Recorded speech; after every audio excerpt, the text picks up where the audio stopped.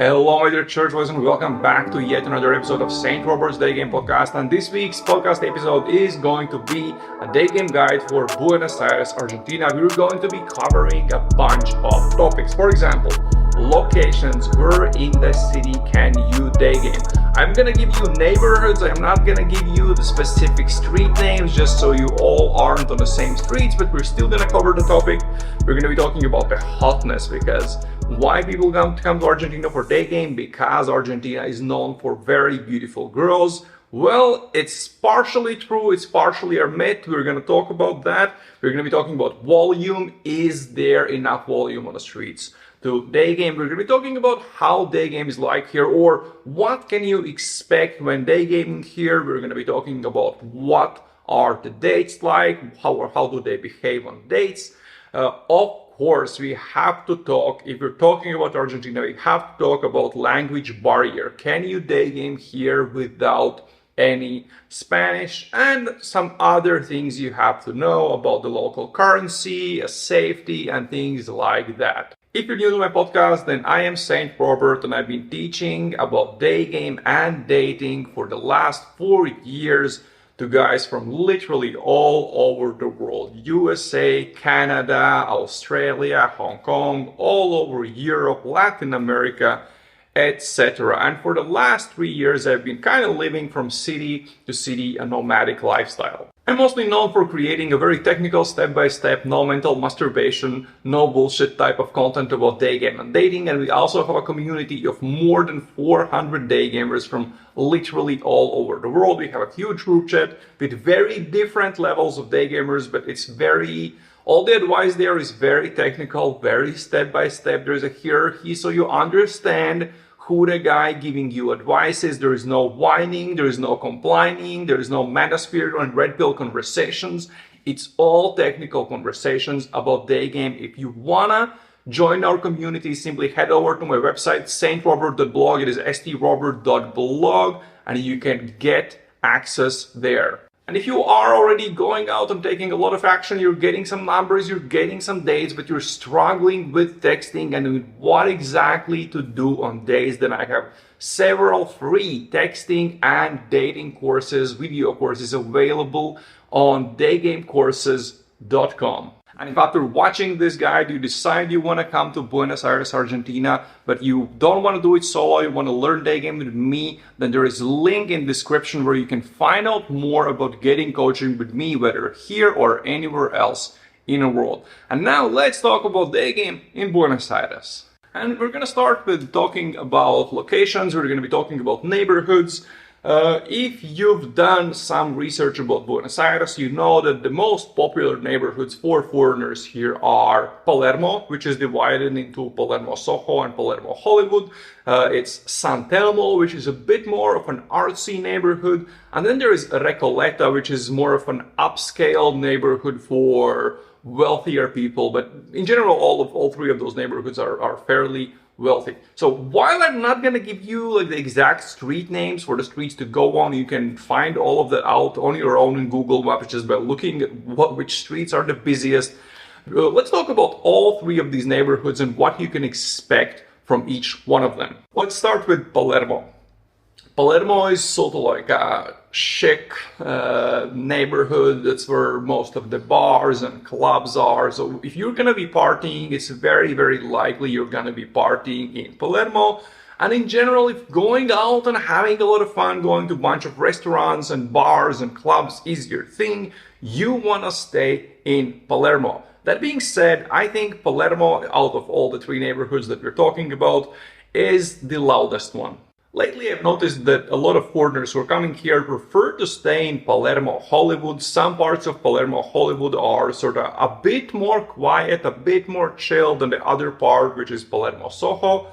Palermo Hollywood is nice and chill, but there is no volume on the streets. So if you're thinking about day gaming, Palermo, Hollywood is not the place to go. If you're talking about Palermo, Soho, that's where the action is. That's where you will see way more people. You will see way more bars, restaurants. It's always busy. There's always people out. So when it comes to day game mobility, Palermo, Soho is definitely where you want to be. Just open Google Maps, look for the most busiest parts of Palermo, Soho, and that's where you're gonna be day gaming. Palermo, Soho is also where you're gonna find the most foreign girls, so tourists, but it's also the place where you're gonna find the most foreigners, as in guys, foreigners. And maybe it's a place where girls are very used to seeing foreigners all around and probably are being chatted up by them once in a while.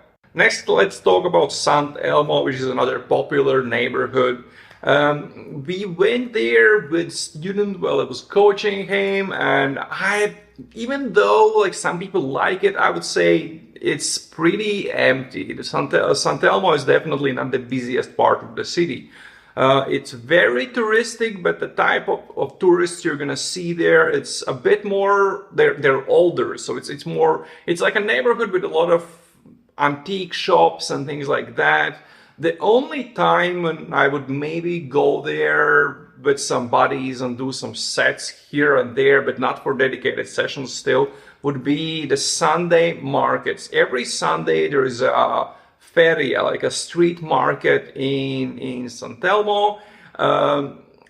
That gets very, very busy, but again, I don't think it's a great place for day game. It's worth going there with your buddies just to check it out, and then if you see someone you want to approach, then do that. But as for dedicated day game sessions, I wouldn't go to Sant Elmo. After day gaming in Palermo and checking out Sant Elmo and just being kind of confused because some of the hottest girls I met abroad have been Argentines, and let me be honest with you, I didn't see a lot of them in Sant Elmo or in Palermo, and then I had to take my students to places with hot girls. So we're thinking, where should we go? And we decided that we should check out Recoleta. Recoleta is a bit more upscale neighborhood, like locals call it the Cheto neighborhood.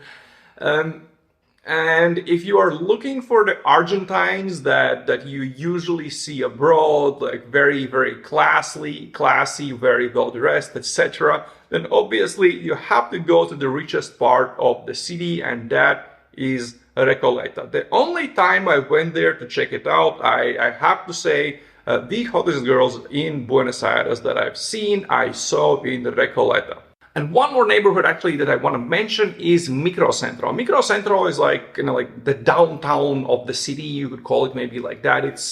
It's very busy. I wouldn't call it too touristic, and I wouldn't walk around there after dark, or I wouldn't get an Airbnb or a hotel there. That's for sure. We're going to be talking about that at the end of this podcast episode. But Microcentro is very, very busy. You're going to see a lot of traffic there. So actually, if you get bored by day gaming in Palermo and exploring the Sant Elmo Feria, etc., Microcentro is definitely worth giving a try. Okay, second, let's talk about hotness, or the types of girls you're going to meet in Buenos Aires. Well, all the Argentines you see abroad, the super hot, super classy, very well dressed. Actually, in Buenos Aires, you will not see a lot of them. Buenos Aires is a very, you could use the term, open-minded city where everything goes, whatever your thing is, whichever sex you identify as, whichever sex you like, and etc., etc. Buenos Aires is one of the most open-minded cities in the world in these terms that I've ever been to, and that is very, very visible in the way people dress and behave. So, as shitty as it sounds, you don't see a lot of that classical femininity with maybe skirts, dresses, and just this classical femininity. You don't see a lot of that in Buenos Aires. But that doesn't mean that the girls themselves aren't very beautiful. You'll see a bunch of beautiful girls, but if you're looking for that classical femininity, Buenos Aires is not the place to go to. You'll see a lot of kind of artistic, a bit more hipsterish girls. There's a lot of that. And if that is your thing, I think Buenos Aires is incredible. And if you get along with people like that, this city is really, really amazing. When it comes to hotness in different neighborhoods, then Palermo is pretty good. The more kind of classy girls, I saw them in Recoleta. Microcentro is a mix of everything, but you don't see a lot of that kind of the people with money. You don't see a lot of them in Microcentro. You'll meet them more in Palermo and Recoleta. And again, why money is important? Because if a girl lives in a better neighborhood, works a better job, comes from a better family, etc., has more money, she simply can take better her of how she looks. And if we're talking about the classical hotness, the classical good looks, you'll get that more in wealthier neighborhoods. What makes Buenos Aires different from many other places in Latin America is that you get everything here. Is very, very different types of girls. For example, if you go to Medellin, then you have that narco queen look with a lot of surgery has been done, and it's sort of princessy, a little bit upstuck maybe.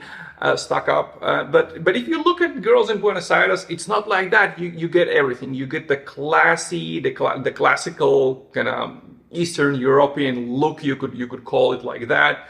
You get the classic, you get a lot of Colombians who have come here, you get a lot of Venezuelans and girls from very different parts of Latin American world in general. So you could say there is more diversity. Whatever your thing is, it's fairly easy to find it here, as long as you're not looking for that very classy, very kind of Eastern European femininity. Then again, as I said before, you have to go to other places for that. Colombia, really, I think, in terms of behavior being one of them. But to me, it's very refreshing to be in a place where you see this kind of European heritage beauty, and you see this Latino heritage, and then you see a lot of very, very hot Brazilians. So I'd say in terms of hotness, this place is pretty amazing. Which brings us to the volume problem. Buenos Aires definitely has a volume problem. You have to walk around quite a lot, especially for a big city like this, even when being on busiest streets. I would expect to be able to easily just not spend more than 2 minutes between sets, but that is not the case. Yes, if you go out and you're doing a 2-hour session, you'll be fairly easily able to do 10 sets in 2 hours. But I would say if you're looking for quality, then doing much more than that is not gonna be easy. And that is in Palermo, Soho. If we're talking about San Telmo or Recoleta or even Microcentro, which is a very busy neighborhood, all of those places are worse when it comes to volume. So I still think that Palermo is the best neighborhood for day games, specifically Palermo, Soho. And next, let's talk about what can you expect from day game here. What is day game here like? I'd say if your stop is even remotely decent, it's a pretty great city. They're very, very responsive when you stop them. They will gladly have a chat with you. We will talk about the language barrier. The sets are fairly easy if you have at least somewhat decent day game. But here comes the biggest problem. However good your sets are, this is the #1 flakiest city I have ever been to in my life. If in an average city it's fairly typical to get 1 date out of 5 numbers, then Buenos Aires is way worse. You can do a great set. It can seem that she was so on and the number closed and everything went smooth. And then maybe she even responds to the first and second text, but the next day she just disappears. There's no more responses. A student who I coached here talked to around maybe 100 girls. He got a few dates out of it. He got a day game late here, but a lot of the numbers simply flaked. So you have to understand that that's part of the game here. But the last time I was here, when I realized this, I always remember this thing that I learned every time I'm coaching someone. If your fundamentals are there, if you're doing the right things, it all comes down to just doing enough sets to just keep banging your head against the wall until something works if your fundamentals are there. Every country has sort of like a bottleneck. Maybe if you go to Serbia, you get a lot of blowouts and not a lot of kind of decent sets. Maybe New York, depending on what type of a guy you are, can also be like that. Then in some places they fall off on texting, and in other places, maybe Poland, you go out on dates and you realize those are dates to nowhere and you're just kind of wasting your time. Every country has one or two of those things that just kind of are the biggest challenges in day game, and in Buenos Aires, it's definitely the flakiness. And now let's talk about what are the dates here like. Well, if you go out on a date here and you get laid on less than 50% of your dates, I would say you're really lacking in your dating fundamentals. Yes, if you are a bit more advanced, maybe let's say you have like 20 day game lays, maybe even more, and then you go out and on dates here, you will sometimes see challenges that you don't see anywhere else. And that's very interesting. It's very interesting to see how you can crack them and what works and what doesn't. It's a very interesting experience here. But even if you're not at that level and you're kind of like an intermediate, kind of lower intermediate, maybe you have like some 10-day game lays or something. But if your dating fundamentals are good, you should be doing pretty okay on day game days here. Again, online is very different. That's not something I suggest doing here. But day game dates here are fairly easy if you really know what you're doing. It shouldn't be like the bottleneck is not dates, so there's not even anything more to talk about when it comes to dates. Next, let's talk about the language barrier. Well, the language barrier here exists depending on when you are coming, which is, by the way, a little bit interesting. So when I first arrived here, I would say 10 to 15% of girls that we stopped actually spoke any English. The rest of the sets were in Spanish. But then as the time went on, and maybe in kind of, I don't know, like December-ish, like mid-December or early December, all of a sudden it changed, and we were meeting, like my student was opening girls all the time, and he was meeting way more girls that spoke English. So does that mean you can day game here with zero Spanish? I would say it's not a good idea. You will have a huge language barrier. You won't be able to get a taxi unless you go to very touristic restaurants. In many places, they will simply not speak English. Yes, there are a bunch of tourists coming here who don't speak the language, but I don't think Buenos Aires is the place where you want to go if you don't speak any Spanish. I think you should have at least somewhat decent basics, Spanish basics, and then you can come here on a day game trip. But if you will not understand her in a set when she speaks Spanish, you're gonna be struggling. Because what my student did sometimes, what I've done here is I would speak English and I would tell them you can respond in Spanish. I understand a little bit, and the student would sometimes gonna do a mix of both languages. His Spanish was very good, by the way.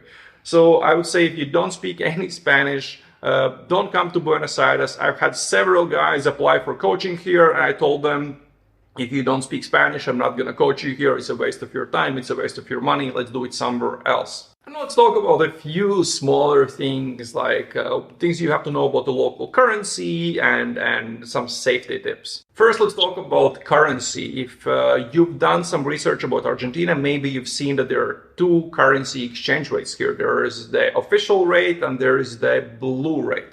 And it changes all the time because this place has crazy inflation. Just as an example, I was here last year in January, 2022 in January, February, March, and now I'm here again.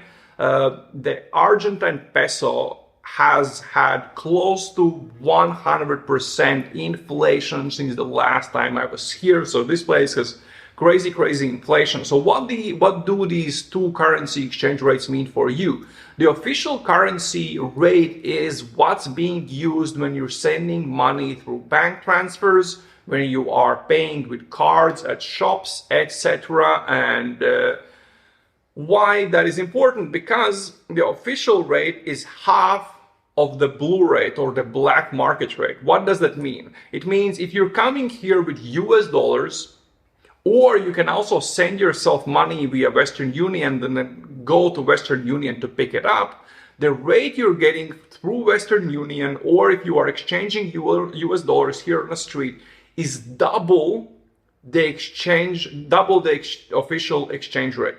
To put this in simpler terms, if you're coming with US dollars or sending yourself money through Western Union, you're getting twice as many pesos for the same amount of dollars. Few more things you have to know about the currency. So exchanging US dollars on the street versus sending money through Western Union. Western Union is much better. Usually Western Union will give you a better rate. And in the street black market exchanges, there are a lot of problems with fake bills being used, so you might get some fake pesos that you won't be able to use later. I don't know anyone who has had this problem personally, but I hear things like this happening all the time. And the last thing you have to know about the currency here is recently, very recently, Visa and MasterCard actually started offering an exchange rate close to the blue rate, so you're actually getting a very good exchange rate when you are paying with a card. It wasn't the case before. Things you have to know: it doesn't work with all the cards. Some cards don't offer this. For example, my Wise card doesn't do this, so I don't use it here.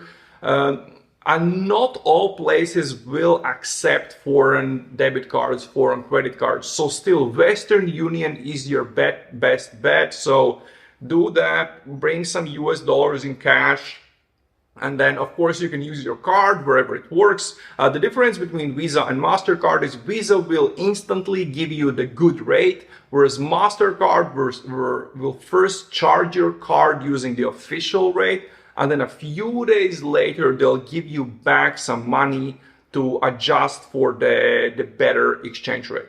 And the last thing I want to talk about here is safety. You have to understand you are in Latin America, but that being said, I feel much safer here than I felt in Colombia, because Colombia, after the COVID started, has become much more dangerous.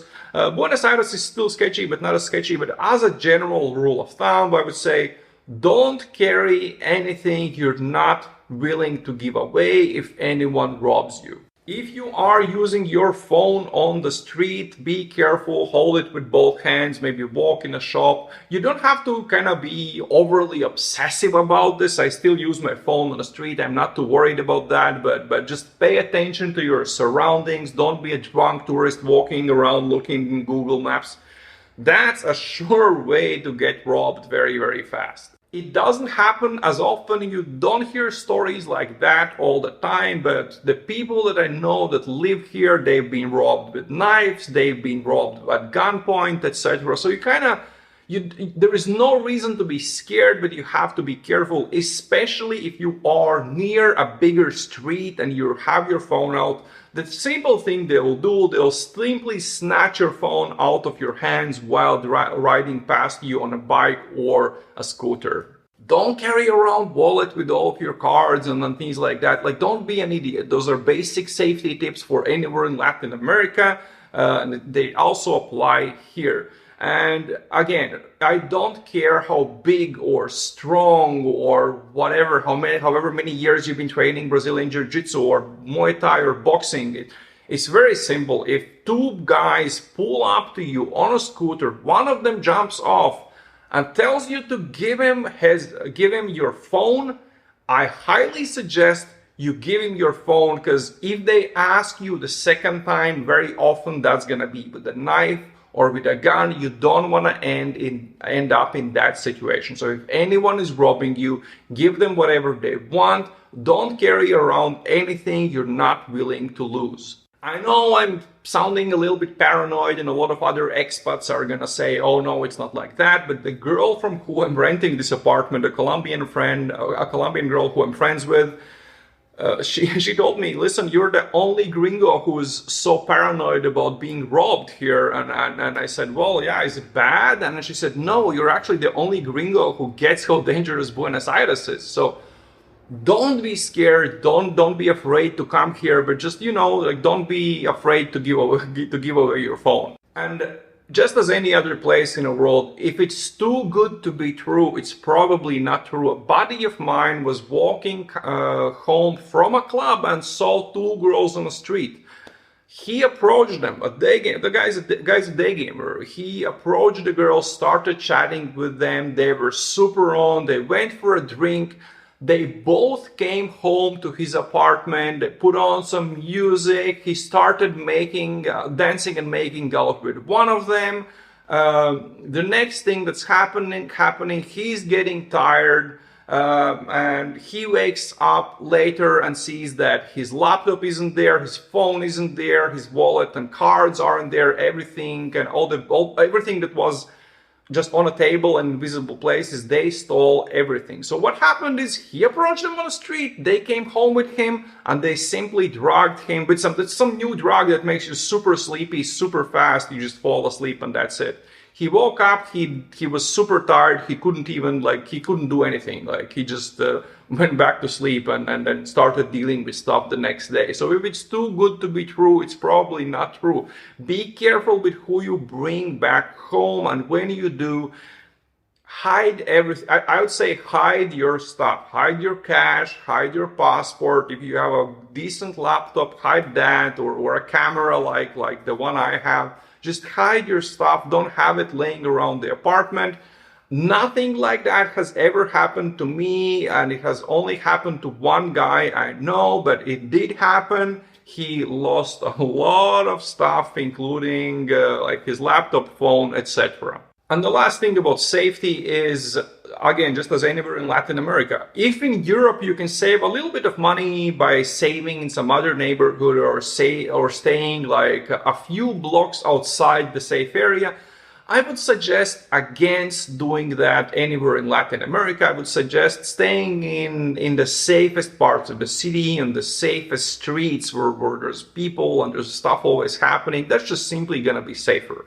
But again, all of this safety stuff, I know I sound a little bit paranoid, and you don't have to really be that scared, but just you have to pay attention to your surroundings. You have to be a little bit street smart here. Well, guys, that's it. That's all I wanted to share about Buenos Aires, Argentina. I think it's an incredible city with amazing restaurants, amazing bars, with very nice prices, good parks, nice people, beautiful girls, a lot to do. It's sort of, for me, it's like New York City, but really chilled out. There's always stuff to do here. I just love this city. I think it's a great city to go and check out. If you have any other questions you want to ask about Buenos Aires, Argentina, then simply join our community with more than 400 day gamers from literally all over the world. And we have several guys who have been to Buenos Aires. There are a few guys who are getting ready to go to Buenos Aires right now. You can join the community by going to strobert.blog, filling the form there, and you will get the invitation link as soon as you fill the form there. And if after watching this you decide, well, I speak a little bit of Spanish, I want to go to Buenos Aires, I want to learn Daygame there, but I would prefer St. Robert to coach me, then again, there's a link in the description where you can find out more about Daygame coaching with me in Argentina or anywhere else in the world. That's it for this week. Thank you for watching, thank you for listening, and see you guys in the next podcast episode. Ciao, guys.